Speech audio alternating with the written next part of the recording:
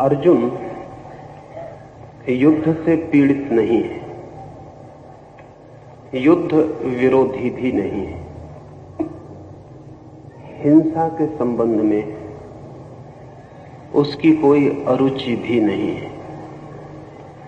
उसके सारे जीवन का शिक्षण, उसके सारे जीवन का संस्कार हिंसा और युद्ध के लिए। लेकिन ये समझने जैसी बात है कि जितना ही हिंसक चित्त हो उतना ही ममत्व से भरा हुआ चित्त भी होता है। हिंसा और ममत्व साथ ही साथ जीते हैं। अहिंसक चित्त ममत्व के भी बाहर हो जाता है। असल में जिसे अहिंसक होना हो उसे मेरे का भाव ही छोड़ देना पड़ता है।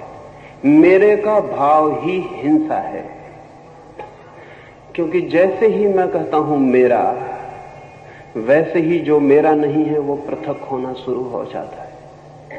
जैसे ही किसी को मैं कहता हूं मित्र, वैसे ही किसी को मैं शत्रु निर्मित करना शुरू कर देता हूं। जैसे ही मैं सीमा खींचता हूं अपनों की, वैसे ही मैं पराओं की सीमा भी खींच देता हूं। समस्त हिंसा अपने और पराये के बीच खींची गई सीमा से पैदा होती है। इसलिए अर्जुन शिथिलगात हो गया, उसके अंग अंग शिथिल हो गए। इसलिए नहीं कि वो युद्ध से विरक्त हुआ, इसलिए नहीं कि उसे होने वाली हिंसा में कुछ बुरा दिखाई पड़ा, इसलिए नहीं कि अहिंसा का कोई आकस्मिक आकर्षण उसके मन में जन्म गया, बल्कि इसलिए कि हिंसा के ही दूसरे पहलू ने उसके भीतर से, हिंसा के ही गहरे पहलू ने, हिंसा के ही बुनियादी आधार ने उसके चित्त को पकड़ लिया। ममत्व ने उसके चित्त को पकड़ लिया। ममत्व हिंसा ही है। इसे न समझेंगे तो फिर पूरी गीता को समझना कठिन हो जाएगा। जो इसे नहीं समझ सके उन्हें ऐसा प्रतीत होता है कि अर्जुन अहिंसा की तरफ झुकता था, कृष्ण ने उसे हिंसा की तरफ झुकाया। जो अहिंसा की तरफ झुकता हो उसे कृष्ण हिंसा की तरफ झुकाना नहीं चाहेंगे। जो अहिंसा की तरफ झुकता हो उसे कृष्ण चाहे भी हिंसा की तरफ झुकाना तो भी न झुका पाएंगे। लेकिन अर्जुन अहिंसा की तरफ रत्ती भर नहीं झुक रहा था। अर्जुन का चित्त हिंसा के गहरे आधार पर जाके अटक गया। वो हिंसा का ही आधार है। उसे दिखाई पड़े अपने ही लोग, परिजन, संबंधी। काश वहां परिजन और संबंधी न होते तो अर्जुन भेड़ बकरियों की तरह लोगों को काट सकता था। अपने थे, इसलिए काटने में कठिनाई मालूम पड़ी। पराये होते तो काटने में कोई कठिनाई न मालूम पड़ती।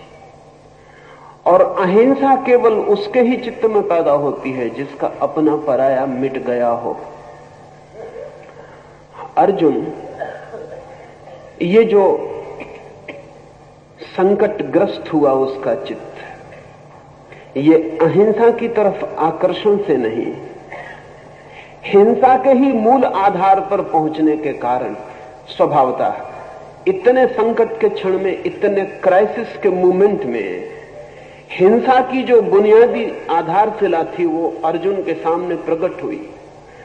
अगर पराये होते तो अर्जुन को पता भी न चलता कि वो हिंसक है, उसे पता भी न चलता कि उसने कुछ बुरा किया, उसे पता भी न चलता कि युद्ध अधार्मिक है।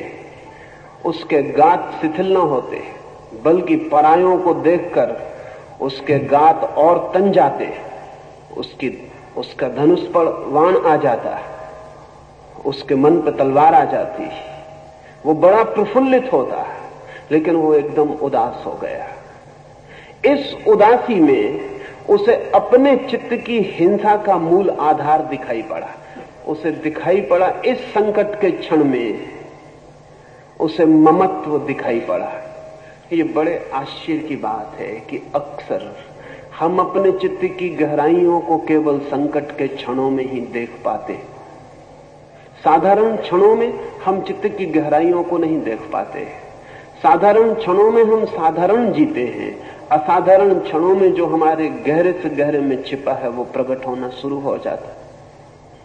अर्जुन को दिखाई पड़ा मेरे लोग। युद्ध की विभत्सता ने, युद्ध की सन्निकटता ने, बस अब युद्ध शुरू होने को है, तब उसे दिखाई पड़ा मेरे लोग। काश अर्जुन ने कहा होता युद्ध व्यर्थ है, हिंसा व्यर्थ है, तो गीता की किताब निर्मित न होती। लेकिन उसने कहा अपने ही लोग इकट्ठे हैं, उनके काटने के विचार से ही मेरे अंग शिथिल हुए जाते हैं। असल में जिसने अपने जीवन के भवन को अपनों के ऊपर बनाया है, उन्हें काटते क्षण में उसके अंग शिथिल हों, ये बिल्कुल स्वाभाविक है। मृत्यु होती है पड़ोस में, छूती नहीं मन को। कहते हैं बेचारा मर गया। घर में होती है तब इतना कह के नहीं निपट पाते, तब छूती है। क्योंकि जब घर में होती है, अपना कोई मरता है तो हम भी मरते हैं, हमारा भी एक हिस्सा मरता है, हमारा भी इन्वेस्टमेंट था उस आदमी में, हम भी उसमें कुछ लगाए थे, उसकी जिंदगी से हमें भी कुछ मिलता था, हमारे मन के भी किसी कोने को उस आदमी ने भरा था। पत्नी मरती है तो पत्नी ही नहीं मरती, पति भी मरता है। सच तो यह है कि पत्नी के साथ ही पति पैदा हुआ था, उसके पहले पति नहीं था। पत्नी मरती है तो पति भी मरता है, बेटा मरता है तो मां भी मरती है, क्योंकि मां बेटे के पहले मां नहीं थी, मां बेटे के जन्म के साथ ही हुई थी। जब बेटा जन्मता है तो एक तरफ बेटा जन्मता है, दूसरी तरफ मां भी जन्मती है, और जब बेटा मरता है तो एक तरफ बेटा मरता है, दूसरी तरफ मां भी मरती। जिसे हमने अपना कहा है उसमें हम जुड़े, हम भी मरते। अर्जुन ने जब देखा कि अपने ही सब इकट्ठे हैं, तो अर्जुन को अगर अपना ही आत्मघात, सुसाइड दिखाई पड़ा हो तो आश्चर्य नहीं है। अर्जुन घबराया नहीं दूसरों की मृत्यु से, अर्जुन घबराया आत्मघात की संभावना से। उसे लगा सब अपने मर जाएं तो मैं बचूंगा कहां। ये थोड़ा सोचने जैसा है। हमारा मैं हमारे अपनों के जोड़ का नाम है। जिसे हम मैं कहते हैं वो मेरों के जोड़ का नाम है। अगर मेरे विदा हो जाएं तो मैं खो जाऊंगा, मैं बच नहीं सकता। ये मेरा मैं कुछ मेरे पिता से, कुछ मेरी मां से, कुछ मेरे बेटे से, कुछ मेरे मित्र से, इन सब से जुड़ा है। आश्चर्य तो यह है कि जिन्हें हम अपने कहते हैं उनसे ही नहीं जुड़ा, जिन्हें हम पराये कहते हैं उनसे भी जुड़ा है, परिधि के बाहर, लेकिन उनसे भी जुड़ा है। तो जब मेरा शत्रु मरता है तब भी थोड़ा मैं मरता हूं, क्योंकि मैं फिर वही नहीं हो सकूंगा जो मेरे शत्रु के होने पर मैं था। शत्रु भी मेरी जिंदगी को कुछ देता था, मेरा शत्रु था, ठोगा शत्रु मेरा शत्रु था, उससे भी मेरे मैं का संबंध था। उसके बिना मैं फिर अधूरा और खाली हो जाऊंगा। अर्जुन को दूसरों का घात होगा ऐसा दिखाई पड़ता तो बात और थी। अर्जुन को बहुत गहरे में दिखाई पड़ा कि ये तो मैं अपनी ही आत्महत्या करने को उत्सुक हुआ हूं, ये तो मैं ही मरूंगा। मेरे मर जाएंगे तो मेरे होने का क्या अर्थ है। जब मेरे ही न होंगे तो मुझे सब मिल जाए तो भी व्यर्थ है। ये भी थोड़ा सोचने जैसा है।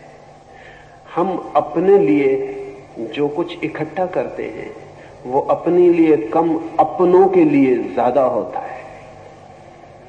जो मकान हम बनाते हैं वो अपने लिए कम, अपनों के लिए ज्यादा होता है।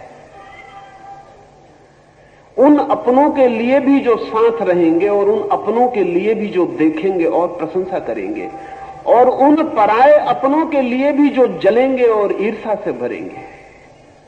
अगर इस पृथ्वी पर सबसे श्रेष्ठ भवन भी मेरे पास रह जाए और अपने न रह जाए, मित्र भी नहीं शत्रु भी नहीं, तो अचानक मैं पाऊंगा वो भवन झोपड़ी से भी बदतर हो गया है। क्योंकि वो भवन एक फैकेड, एक दिखावा था।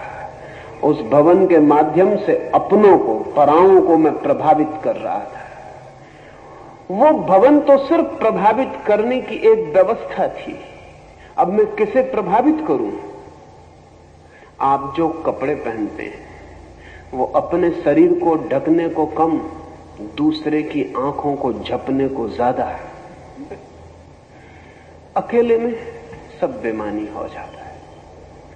आप जो सिंहासनों पर चढ़ते हैं वो सिंहासनों पर बैठने के आनंद के लिए कम, क्योंकि कोई सिंहासन पर बैठकर कभी किसी आनंद को उपलब्ध नहीं हुआ।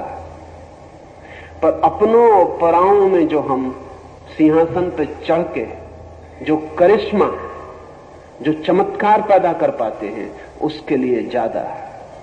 सिंहासन पर बैठे आप रह जाएं और नीचे से लोग खो जाएं, अचानक आप पाएंगे सिंहासन पर बैठे होना हास्यास्पद हो गया।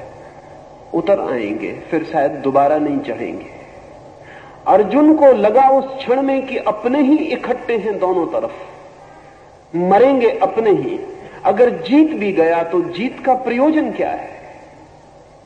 जीत के लिए जीत नहीं चाहिए जाती। जीत रस है। अपनों और पराओं के बीच जो अहंकार भरेगा उसका साम्राज्य मिलेगा। क्या होगा? अर्थ, कोई अर्थ ना हो। ये जो अर्जुन के मन में विषाद घिर गया, इसे ठीक से समझ लेना चाहिए। ये विषाद ममत्व का है, ये विषाद हिंसक चित्त का है। और इस विषाद के कारण ही कृष्ण को इतने धक्के देने पड़े अर्जुन को। अर्जुन की जगह महावीर जैसा व्यक्ति होता तो बात उसी वक्त खत्म हो गई होती, ये बात आगे नहीं चल सकती थी।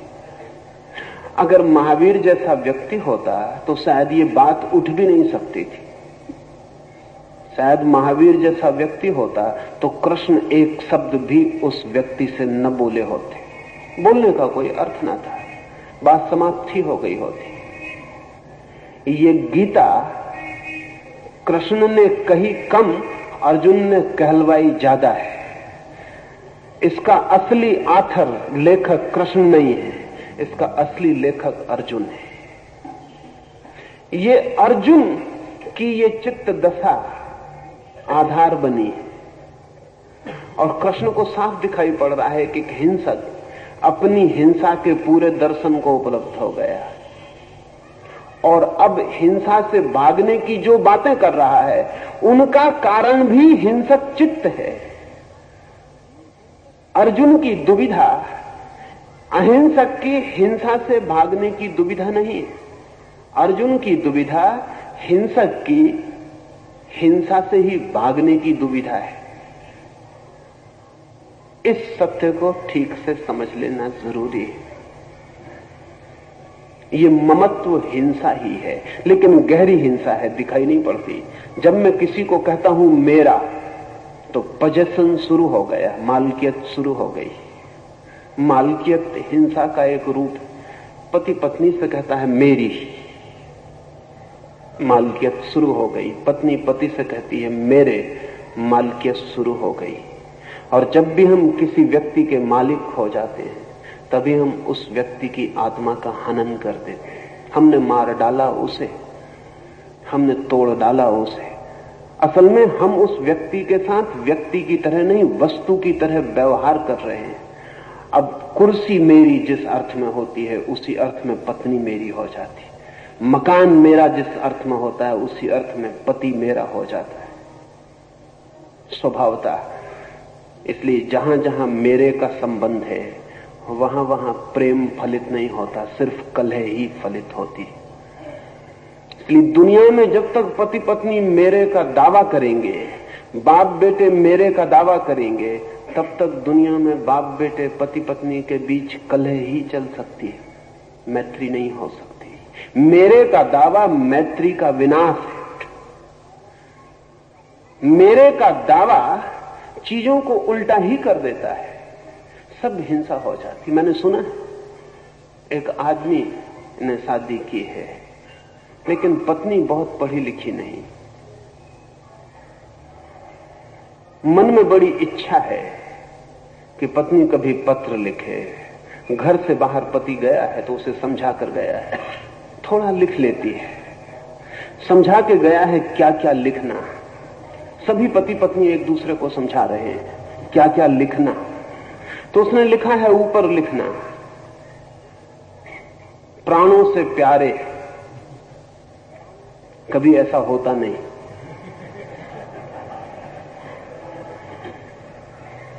नीचे लिखना, चरणों की दासी। पत्नी का पत्र तो मिला लेकिन कुछ भूल हो गई। उसने ऊपर लिखा चरणों के दास और नीचे लिखा प्राणों की प्यासी।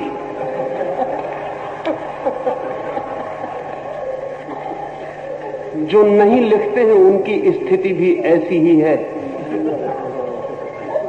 जो बिल्कुल ठीक ठीक लिखते हैं उनकी स्थिति भी ऐसी ही है।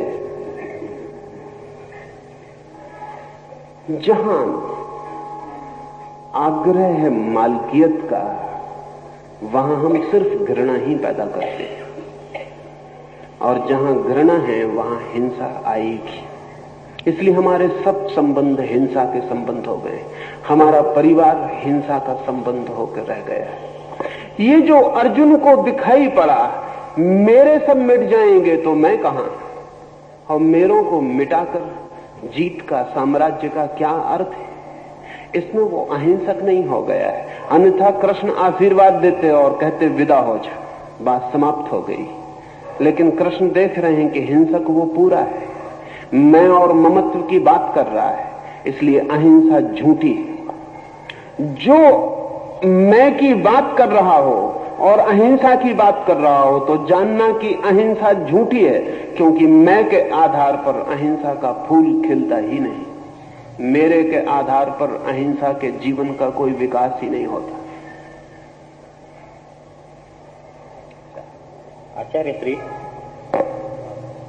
अर्जुन युद्ध भूमि पर गया, उसने स्वजन, गुरुजन और मित्रों को देखा, वो शोक से भर गया, विषाद हुआ उसको। उसका चित्त हिंसक था।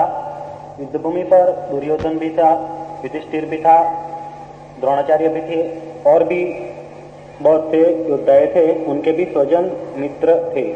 उनका भी चित्त हिंसक था, ममत्व से भरा हुआ था। अर्जुन को ही सिर्फ विषाद क्यों हुआ? निश्चय ही दुर्योधन भी वहां था और भी योद्धा वहां थे, उन्हें क्यों विषाद न हुआ? वे भी ममत्व से भरे लोग थे, वे भी हिंसा से भरे लोग थे। नहीं हुआ कारण है, हिंसा भी अंधी हो सकती है, विचारहीन हो सकती है। ममत्व भी अंधा हो सकता है, विचारहीन हो सकता है। हिंसा भी आंख वाली हो सकती है, विचारपूर्ण हो सकती है। ममत्व भी आंख वाला हो सकता है और विचारपूर्ण हो सकता है। सुबह मैंने कहा था कि अर्जुन की कठिनाई यही है कि वो विचारहीन नहीं, विचार है और विचार दुविधा में डालता है। विचार ने दुविधा में डाला उसे। दुर्योधन को भी दिखाई पड़ रहा है, लेकिन हिंसा इतनी अंधी है कि ये नहीं देख पाएगा दुर्योधन कि इस हिंसा के पीछे मैं उन सबको मार डालूंगा जिनके बिना हिंसा भी व्यर्थ हो जाती है। अंधेपन में ये दिखाई नहीं पड़ेगा। अर्जुन उतना अंधा नहीं है, इसलिए अर्जुन उस युद्ध के स्थल पर विशेष इस अर्थों में है कि जीवन की तैयारी उसकी वही है जो दुर्योधन की है। जीवन की तैयारी उसकी वही है जो दुर्योधन की है, लेकिन मन की तैयारी उसकी भिन्न है। मन में उसके विचार है, संदेह है, डाउट है, मन में उसके शक है। वो पूछ सकता है, वो प्रश्न उठा सकता है, और जिज्ञासा का बुनियादी सूत्र उसके पास है। और सबसे बड़े प्रश्न वे नहीं हैं जो हम जगत के संबंध में उठाते हैं। सबसे बड़े प्रश्न वे नहीं हैं जो हम पूछते हैं किसने जगत बनाया। सबसे बड़े प्रश्न वे नहीं हैं जो हम पूछते हैं कि ईश्वर है या नहीं। सबसे बड़े प्रश्न वे हैं जो हमारे मन की ही कॉन्फ्लिक्ट, मन के ही द्वंद्व से जन्मते हैं। लेकिन अपने ही मन के द्वंद्व को देख पाने के लिए विचार चाहिए, चिंतन चाहिए, मनन चाहिए। अर्जुन सोच पा रहा है, देख पा रहा है कि मैं जो हिंसा करने जा रहा हूं उसमें वे ही लोग मर जाएंगे जिनके लिए हिंसा करने का कुछ अर्थ हो सकता है। अंधा नहीं है, और ये अंधा न होना ही उसका कष्ट भी है, उसका सौभाग्य भी है। इसे समझ लेना उचित है। अंधा नहीं है, ये उसका कष्ट है। दुर्योधन कष्ट में नहीं है। दुर्योधन के लिए युद्ध एक रस है, अर्जुन के लिए युद्ध एक संकट और कष्ट हो गया। सौभाग्य भी यही है, यदि वो इस कष्ट को पार हो जाता है तो निर्विचार में पहुंच सकेगा। अगर वो इस कष्ट को पार हो जाता है तो परमात्मा में समर्पण को पहुंच सकेगा। अगर वो इस कष्ट को पार हो जाता है तो ममत्व को छोड़ने में पहुंच सकेगा। अगर इस कष्ट को पार नहीं हो पाता तो निश्चित ही ये युद्ध उसके लिए विकट संकट होगा, जिसमें वो सीजोफ्रेनिक हो जाएगा, जिसमें उसका व्यक्तित्व दो खंडों में टूट जाएगा। या तो भाग जाएगा या लड़ेगा बेमन से और हार जाएगा। जो लड़ाई बेमन से लड़ी जाए वो हारी ही जाने वाली है, क्योंकि बेमन से लड़ने का मतलब है आधा मन भाग रहा है, आधा मन लड़ रहा है। और जो आदमी अपने भीतर ही विपरीत दिशाओं में गति करता हो उसकी पराजय निश्चित है। दुर्योधन जीतेगा, फिर पूरे मन से लड़ रहा है। कुएं में भी गिर रहा है तो पूरे मन से गिर रहा है। अंधकार में भी जा रहा है तो पूरे मन से जा रहा है। असल में अंधकार में दो ही व्यक्ति पूरे मन से जा सकते हैं। एक तो वो जो अंधा है, क्योंकि उसे अंधकार और प्रकाश से कोई अंतर नहीं पड़ता है। एक वो जिसके पास आत्मिक प्रकाश है, क्योंकि तब अंधकार को उसका होना ही अंधकार को मिटा देता है। अर्जुन या तो दुर्योधन जैसा हो जाए, नीचे गिर जाए, विचार से विचारहीनता में गिर जाए तो युद्ध में चला जाएगा, और या कृष्ण जैसा हो जाए, विचार से निर्विचार में पहुंच जाए, इतना ज्योतिर्मय हो जाए, इतना ज्योति से भर जाए भीतरी कि देख पाए कि कौन मरता है, कौन मारा जाता है। देख पाए कि ये जो सब हो रहा है स्वप्न से ज्यादा नहीं है। या तो इतने बड़े सत्य को देख पाए तो युद्ध में जा सकता है, या इतने बड़े असत्य को देख पाए कि हम उनको ही मारकर आनंद को उपलब्ध हो जाएंगे जिनके लिए मारने की चेष्टा कर रहे हैं। या तो दुर्योधन के असत्य में उतर जाए तो अर्जुन निश्चिंत हो जाएगा, या कृष्ण के सत्य में पहुंच जाए तो अर्जुन निश्चिंत हो जाएगा। अर्जुन एक तनाव है। नीत्शे ने कहीं कहा है कि आदमी एक सेतु है, ए ब्रिज। दो अलग अलग पारों को जोड़ता हुआ। आदमी एक तनाव है, या तो पशु हो जाए तो सुख को पाले, या परमात्मा हो जाए तो आनंद को पाले। लेकिन जब तक आदमी है तब तक सुख भी नहीं पा सकता, तब तक आनंद भी नहीं पा सकता। तब तक सुख और आनंद के बीच सिर्फ खिंच सकता है, एंजाइटी और तनाव भर हो सकता है। इसलिए हम दोनों काम करते हैं जीवन में। शराब पी के पशु हो जाते हैं, थोड़ा सुख मिलता है, सेक्स में थोड़ा सुख मिलता है, पशु में वापस उतर जाते हैं, नीचे गिर जाते हैं विचार से तो थोड़ा सुख मिलता है। दुनिया में शराब का इतना आकर्षण किसी और कारण से नहीं। शराब हमें वापस पशु में पहुंचा देने की सुविधा बन जाती है। नशा करके हम वही हो जाते हैं जहां सभी पशु, फिर हम पशु जैसे निश्चिंत, क्योंकि पशु कोई चिंता नहीं करता, कोई पशु पागल नहीं होता। सिर्फ सर्कस के पशु पागल होते हैं, क्योंकि सर्कस का पशु करीब करीब आदमी की हालत में आ जाता है। आदमी करीब करीब सर्कस के पशु की हालत में है।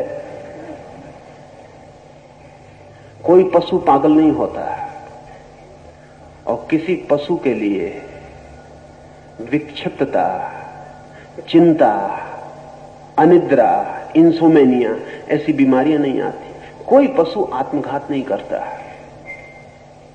सुसाइड नहीं करता, क्योंकि आत्मघात के लिए बहुत चिंता इकट्ठी हो जानी जरूरी है।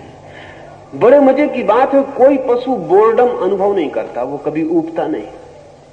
एक भैंस है, वो रोज घास वही चरती रहेगी, वो कभी नहीं ऊबती। ऊबने का कोई सवाल नहीं है। ऊबने के लिए विचार चाहिए, बोर्डम के लिए, ऊब के लिए विचार चाहिए। इसलिए मनुष्यों में जो जितना ज्यादा विचारशील है उतना ऊबेगा, मनुष्यों में जो जितना ज्यादा विचारशील है उतना चिंता से भर जाएगा, मनुष्यों में जो जितना ज्यादा विचारशील है वो पागल हो सकता है, मनुष्यों में जो जितना ज्यादा विचारशील है वो विक्षिप्त हो सकता है। लेकिन ये एक ही पहलू है। दूसरा पहलू ये है कि जो विक्षिप्त होने की स्थिति को पार कर जाए वो विमुक्त भी हो सकता है, और जो चिंता को पार कर जाए वो निश्चिंतता के सजग आनंद को उपलब्ध हो सकता है, और जो तनाव को पार कर जाए वो विश्रांति के उस अनुभव को पा सकता है जो सिर्फ परमात्मा में विश्राम से उपलब्ध होती है। अर्जुन मनुष्य का प्रतीक है, दुर्योधन पशु का प्रतीक है, कृष्ण परमात्मा के प्रतीक है। वहां 3 प्रतीक हैं उस युद्ध स्थल पर। अर्जुन डमाडोल है, वो दुर्योधन और कृष्ण के बीच डमाडोल है। उसे निश्चिंतता मिल सकती है, he can be at ease.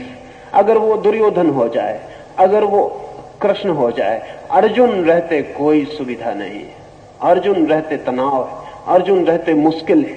उसकी मुश्किल यही है कि दुर्योधन हो नहीं सकता, कृष्ण होना समझ में नहीं आता, और जो है वहां टिक नहीं सकता, क्योंकि वो बीच का तरंग भर है, वहां टिका नहीं जा सकता। कोई भी सेतु मकान बनाने के लिए नहीं होता। अकबर ने फतेहपुर सीकरी बनाई तो वहां एक पुल पर, एक ब्रिज पर उसने वाक्य लिखवाया, सेतु पार करने को है, सेतु निवास के लिए नहीं। और ठीक लिखा। जो भी आदमी सेतु पर निवास बनाएगा वो मुश्किल में पड़ेगा। कहीं भी लौट जाएं, पशु हो जाएं कि परमात्मा हो जाएं, आदमी नियति नहीं है। आदमी होना संकट है, क्राइसिस है। आदमी अंत नहीं है। आदमी अगर ठीक से हम समझें तो ना तो पशु है और ना परमात्मा है। न तो वो पशु हो पाता क्योंकि पशु को पार कर चुका, और ना वो परमात्मा हो पाता क्योंकि परमात्मा को पहुंचना है। मनुष्य सिर्फ परमात्मा और पशु के बीच डोलता हुआ अस्तित्व है। हम 24 घंटे में कई बार दोनों कोनों पर पहुंच जाते हैं। क्रोध में वही आदमी पशु के निकट आ जाता है, शांति में वही आदमी परमात्मा के निकट पहुंच जाता है। हम दिन में 24 घंटे में बहुत बार नरक और स्वर्ग की यात्रा कर लेते हैं। बहुत बार क्षण में स्वर्ग में होते हैं, क्षण में नरक में उतर जाते हैं। नरक में पछताते हैं, फिर स्वर्ग की चेष्टा शुरू हो जाती है। स्वर्ग में पैर जमा नहीं पाते, फिर नरक में पहुंचना शुरू हो जाता है। और तनाव का एक नियम है कि तनाव सदा विपरीत में आकर्षण पैदा कर देता है। जैसे घड़ी का पेंडुलम होता है, वो बाईं तरफ जाता है।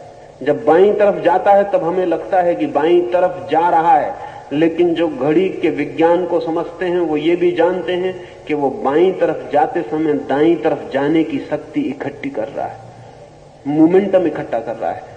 वो जितनी दूर बाएं तरफ जाएगा उतने ही दूर दाएं तरफ जाने की ताकत इकट्ठी कर रहा है। असल में वो बाएं तरफ इसलिए जा रहा है कि दाएं तरफ जा सके, और दाएं तरफ जाते वक्त इसलिए जा रहा है कि बाएं तरफ जा सके। आदमी पूरे समय पशु और परमात्मा के बीच पेंडुलम की तरह घूम रहा है। अर्जुन आदमी का प्रतीक है, और आज के आदमी का तो और भी ज्यादा। आज की आदमी की चेतना ठीक है।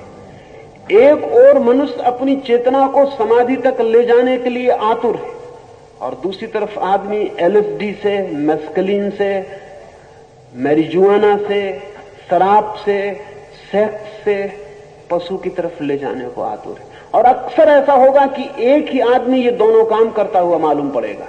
वही आदमी भारत की यात्रा पर आएगा, वही आदमी अमेरिका में एलएसडी लेता रहेगा। वो दोनों एक साथ कर रहा है। मनुष्य बेहोश हो जाए तो पशु हो सकता, लेकिन बेहोश ज्यादा देर नहीं रहा जा सकता। बेहोशी के सुख भी होश में ही अनुभव हो पाते हैं। बेहोशी में बेहोशी का सुख भी अनुभव नहीं होता। शराब का भी मजा जब शराब पिए होता है आदमी तब नहीं चलता, पता तो तभी चलता है जब शराब का नशा उतर जाता है। नींद में जब आप होते हैं तब नींद का कोई मजा पता नहीं चलता, वो सुबह जाग के पता चलता है कि बड़ी आनंदपूर्ण निद्रा थी। बेहोशी के सुख के लिए होश में आना जरूरी है, और होश में कोई सुख नहीं मालूम पड़ता, इसलिए फिर बेहोशी में उतरना पड़ता है। अर्जुन मनुष्य की चेतना है, इसलिए अद्भुत है। गीता इसलिए अद्भुत है कि वो मनुष्य की बहुत आंतरिक मनस्थिति का आधार है। मनुष्य की आंतरिक मनस्थिति, अर्जुन के साथ कृष्ण का जो संघर्ष है पूरे समय, वो जो अर्जुन के साथ कृष्ण का संवाद है या विवाद है, वो जो अर्जुन को खींच खींच कर परमात्मा की तरफ लाने की चेष्टा है, और अर्जुन वापस शिथिलगात होकर बैठ जाता है, वो फिर पशु में गिरना चाहता है। ये जो संघर्ष है वो अर्जुन के लिए है, दुर्योधन के लिए नहीं। दुर्योधन निश्चिंत है, अर्जुन भी वैसा हो तो निश्चिंत हो सकता है, वैसा नहीं है। हम में भी जो दुर्योधन की तरह हैं वे निश्चिंत हैं, वे मकान बना रहे हैं, वे दिल्ली में राजधानियों के सिंहासन चढ़ रहे हैं, वे धन कमा रहे हैं। हम में भी जो अर्जुन की तरह हैं वे बेचैन और परेशान हैं। वे बेचैन हैं इसलिए कि जहां हैं वो जगह घर बनाने योग्य नहीं मालूम पड़ती। जहां से आ गए हैं वहां से आगे बढ़ गए हैं, पीछे लौटना संभव नहीं है। जहां पहुंचे नहीं है उसका कोई पता नहीं कि वो कहां है मार्ग, वो मंदिर कहां है उसका कोई पता नहीं। धार्मिक आदमी स्वभावतः संकटग्रस्त होता है, क्राइसिस में होता है। अधार्मिक आदमी क्राइसिस में नहीं होता। इसलिए मंदिरों में बैठा आदमी ज्यादा चिंतित दिखाई पड़ेगा बजाय कारागृहों में बैठे आदमी के। कारागृह में बैठा आदमी इतना चिंतित नहीं मालूम पड़ता है, निश्चिंत है। उसने एक किनारे पर वो है, वो सेतु पर नहीं। एक अर्थों में वो सौभाग्यशाली मालूम पड़ सकता है, ईर्षा योग कितना निश्चिंत है, लेकिन उसका सौभाग्य बड़े गहरे अभिशाप को छिपाए, वो इसी तट पर रह जाएगा। उसमें अभी मनुष्य की किरण भी पैदा नहीं हुई। मनुष्य के साथ ही उपद्रव शुरू होता है, मनुष्य के साथ ही संताप शुरू होता है, क्योंकि मनुष्य के साथ ही परमात्मा होने की संभावना, पोटेंशियलिटी के द्वार खुलते। वो अर्जुन पशु होना नहीं चाहता, स्थिति पशु होने की है, परमात्मा होने का उसे पता नहीं है। बहुत गहरी अनजान में आकांक्षा परमात्मा होने की ही है, इसलिए वो पूछ रहा है, इसलिए प्रश्न उठा रहा है, इसलिए जिज्ञासा जगा रहा है। जिसके जीवन में भी प्रश्न है, जिसके जीवन में भी जिज्ञासा है, जिसके जीवन में भी असंतोष है, उसके जीवन में धर्म आ सकता है। जिसके जीवन में नहीं चिंता, नहीं प्रश्न, नहीं संदेह, नहीं जिज्ञासा, नहीं असंतोष, उसके जीवन में धर्म के आने की कोई सुविधा नहीं है। जो बीज टूटेगा अंकुरित होने को, चिंता में पड़ेगा।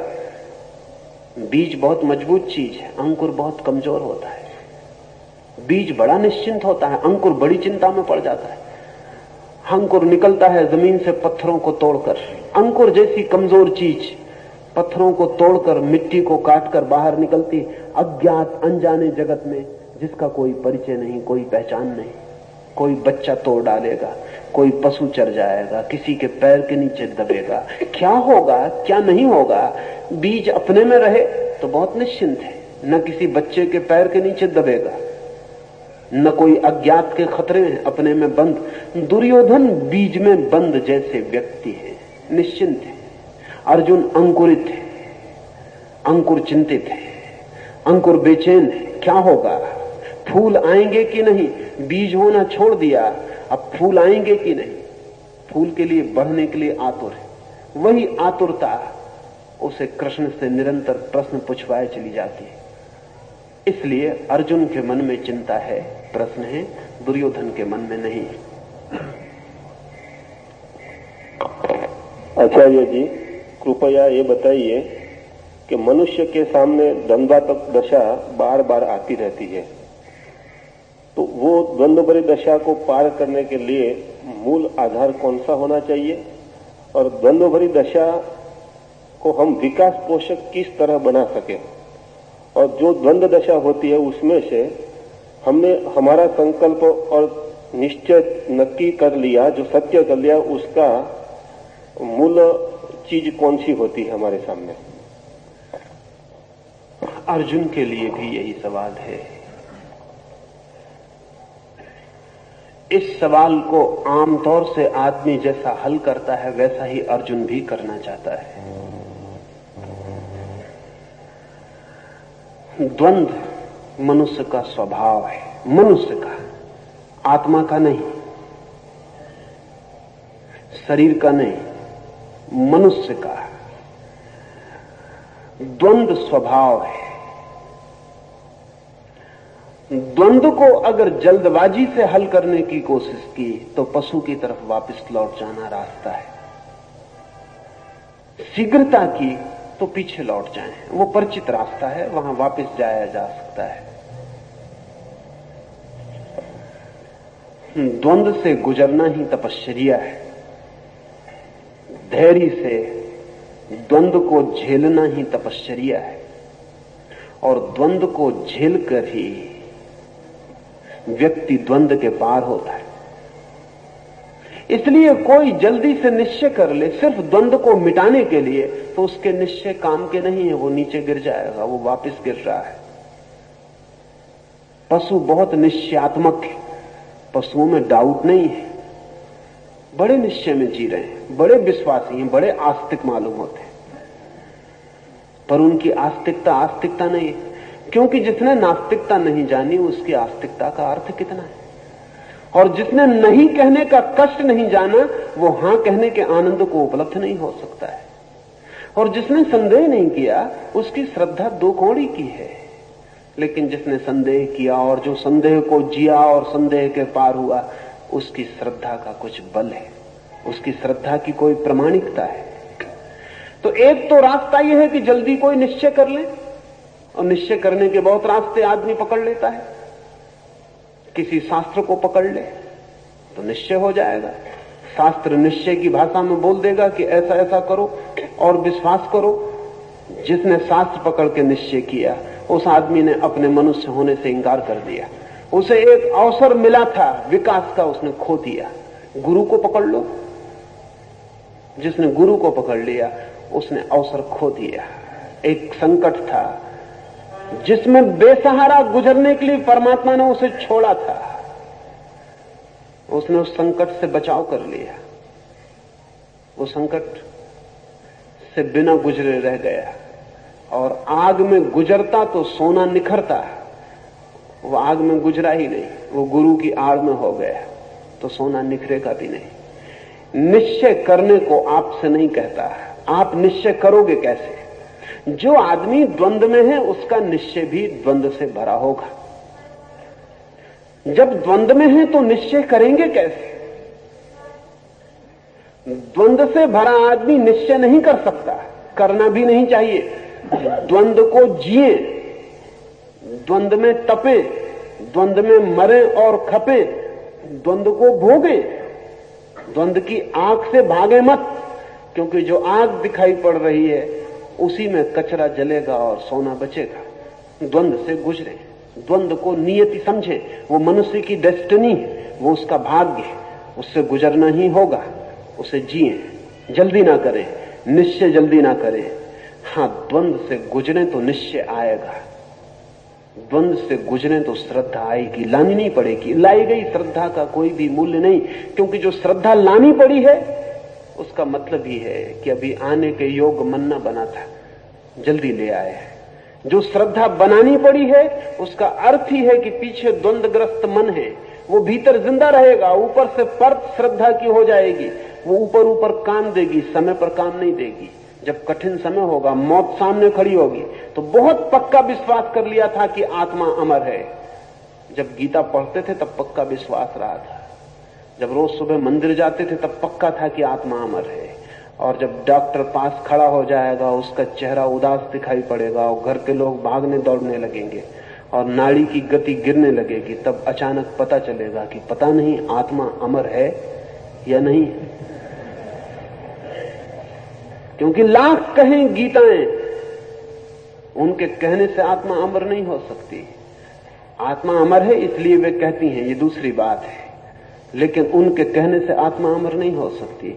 और आप किसी को मान लें, इससे कुछ होने वाला नहीं। हां, द्वंद्व से गुजरे, पीड़ा को झेलें, वो अवसर है।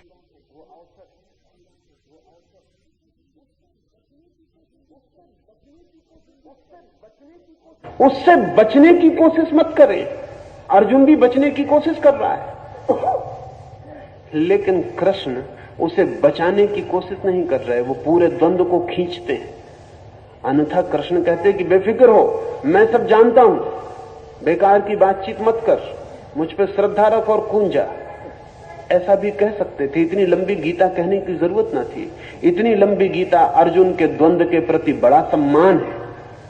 और मजा है कि अर्जुन बार बार वही पूछता है, और कृष्ण की ये नहीं कहते कि ये तो तू पूछ चुका, फिर वही पूछता है, फिर वही पूछता है। इस सारा का सारा पूरे के पूरे प्रश्न अंदर अर्जुन के अलग अलग नहीं है, सिर्फ शब्दावली अलग है, बात वो वही पूछ रहा है। उसका द्वंद्व बार बार लौट आ रहा है। कृष्ण उससे ये नहीं कहते कि चुप, अश्रद्धा करता है, चुप, अविश्वास। अर्जुन